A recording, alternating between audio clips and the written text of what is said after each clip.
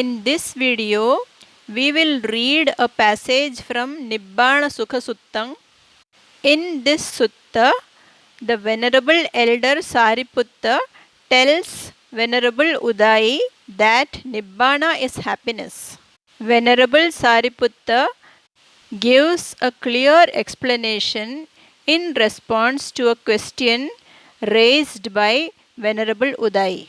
Before we proceed to read the passage, it will be helpful to understand what is meant by the 31 lokas, the 31 worlds. On the screen, we can see that the 31 lokas have been divided into three groups: 4 Arupa Brahmaloka, 16 Rupa Brahmaloka, and 11 Kamaloka. The last line on the screen, which is highlighted in yellow, tells us that the word loka is a masculine noun. The masculine plural nominative form of loka is loka. On this screen, I have pasted a screenshot taken from Buddhist Dictionary by Jnanatiloka. This is a very useful book which gives us a manual of Buddhist terms and doctrines. A link to this book has been given in the description box of this video. Let us understand what causes beings to be born in these 31 worlds or 31 planes of existence. We begin with the last line, that is with the 4 lower worlds. Beings are born here as a result of sinful actions, unwholesome actions, and life here is full of suffering.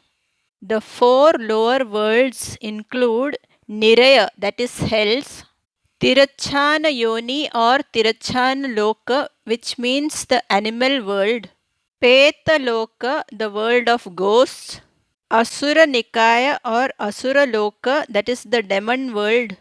Beings are born in the human world or the 6 Deva worlds as a result of meritorious actions like the practice of dana, that is generosity, sila, that is morality, etc. The 11 sensuous worlds or Kamaloka include 4 lower worlds, the human world, and 6 Deva worlds.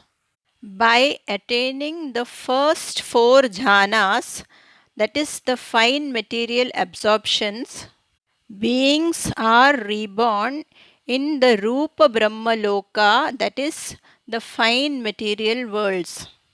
By attaining the immaterial absorptions or jhanas, that is the 5th, the 6th, the 7th, and the 8th jhana, beings are reborn in the Arupa Brahmaloka, that is the 4 immaterial worlds. Please look at the line highlighted in yellow. Jhana is a neuter noun which in the plural will be jhanani.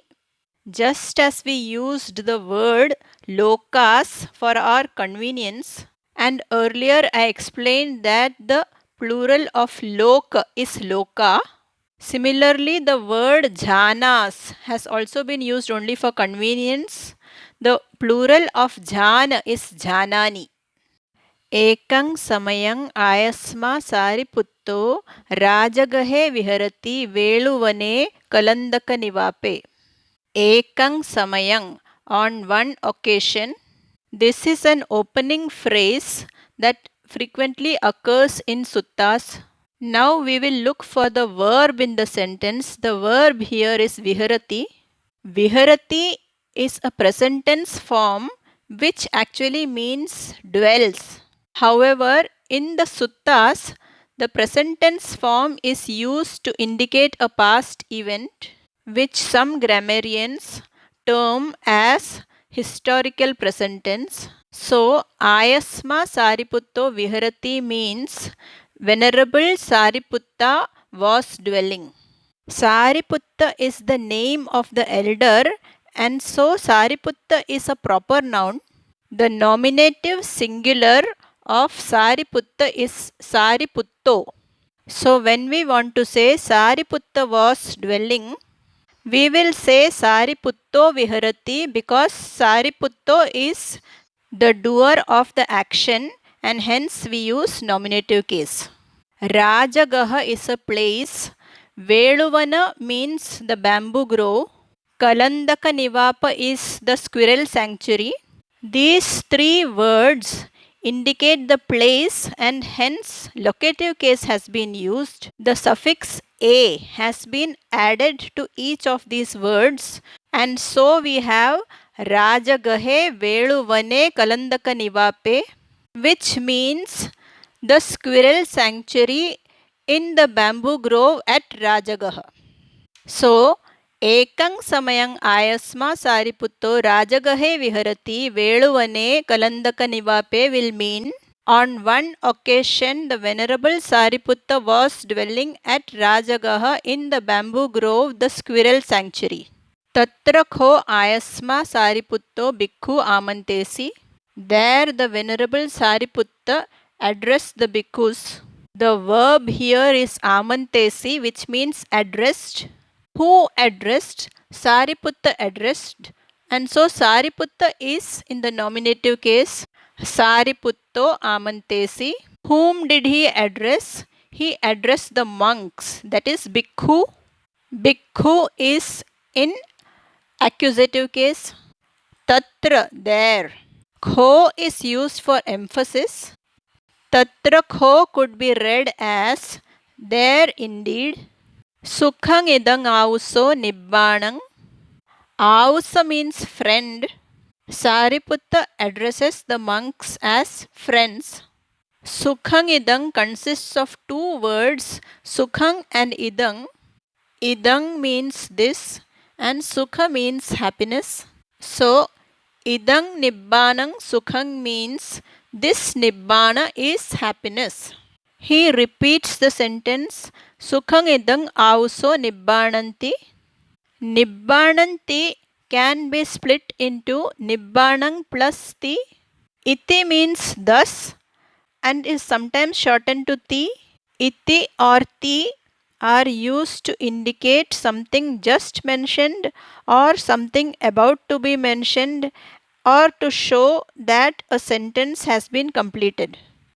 Evang vutte ayasma udayi ayasmantang sariputtam etadavocha. When this was said, the Venerable Udayi said to Venerable Sariputta. First we will look for the verb. Avocha means said. It's a past tense verb. Etang plus avocha is etadavocha. Etang means this. So, ayasma udayi etadavocha means this is what Venerable Udayi said. To whom did Venerable Udayi say this? To Venerable Sariputta. Ayasmantang Sariputtam. Ayasmantang Sariputtam is in the accusative case or object case, which means Udayi said this to Sariputta. When did Udayi say so? Evang vutte, when this was said. We will look at the context. First, Sariputta said Nibbana is happiness. When this was said, Udayi said this to Sariputta. Let us see what Udayi said. What was Udayi's response? King panetta auso Sariputta sukhaṃ yadetta natti vedaitanti. But friend Sariputta, what happiness could there be here when nothing is felt here? Auso Sariputta, friend Sariputta, King panetta sukhaṃ. But what happiness is there here? Let us break down the sentence further. King sukhaṃ, what happiness is there? As I have mentioned from time to time, verbs like is, are, etc. are often omitted from Pali sentences. So from the sentence Kim sukhaṃ, we have to understand King sukhaṃ means what happiness is there. Panetha is split into pana plus etha. Etha means here and pana means but. King Panetha Sukhaṃ means, but what happiness is there here? Uday wants to know what happiness is there in the state of Nibbana. When nothing is felt here, yadetha natti vedaitanti.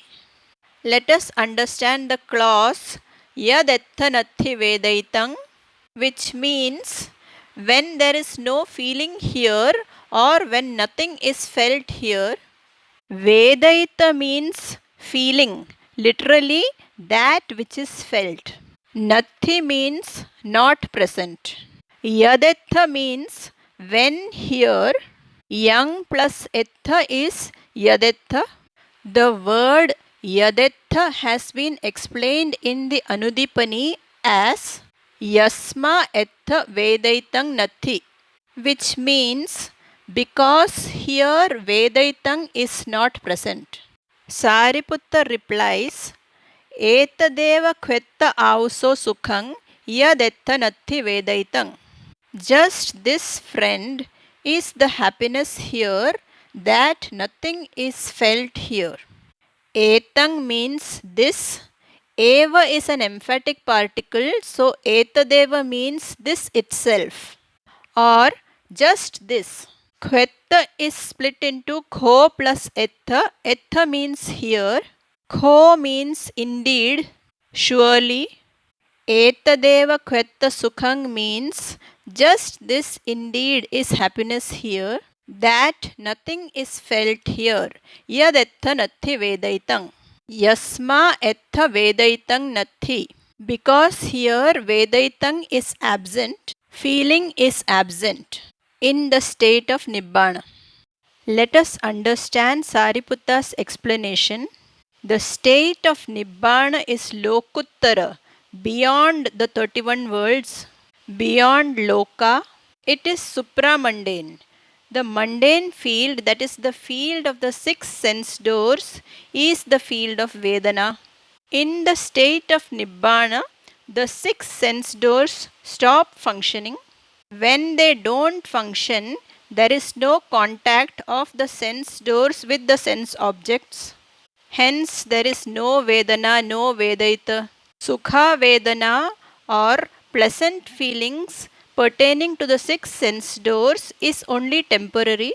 Even the long-lasting happiness of the higher planes of existence is inferior to the everlasting happiness of Nibbana.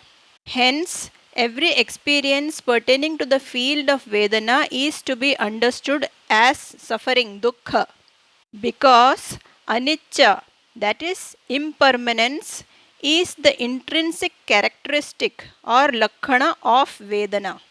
Because Vedana is impermanent, therefore pleasant feeling will pass away sooner or later and unpleasant Vedana will arise. The state of Nibbana is called Paramang Sukhaṃ, unsurpassed happiness, because suffering or dukkha will not arise again. The sukha or happiness of Nibbana is also termed as avedaita sukhaṃ, unfelt happiness, sukhaṃ which is not felt by the 6 sense doors. Unlike vedaita sukhaṃ which is felt by the 6 sense doors, avedaita sukhaṃ which is not felt by the 6 sense doors is lasting happiness. It is permanent, nicca. When we learn paticca samuppada, the law of dependent origination, things will be clearer. On the screen you can see screenshots of pages 1292, 1293 and 1294 of the book The Numerical Discourses of the Buddha. It is a translation of the Anguttara Nikaya by Bhikkhu Bodhi.